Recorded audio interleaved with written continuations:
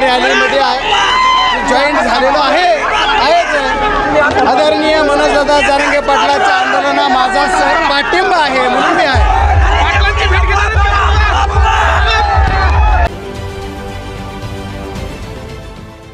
देश विदेशातील प्रत्येक घडामोडींचे लाईव्ह अपडेट मिळवण्यासाठी आता साम टीव्हीच्या सर्व सोशल मीडिया प्लॅटफॉर्मला लाईक, फॉलो आणि सबस्क्राईब करा।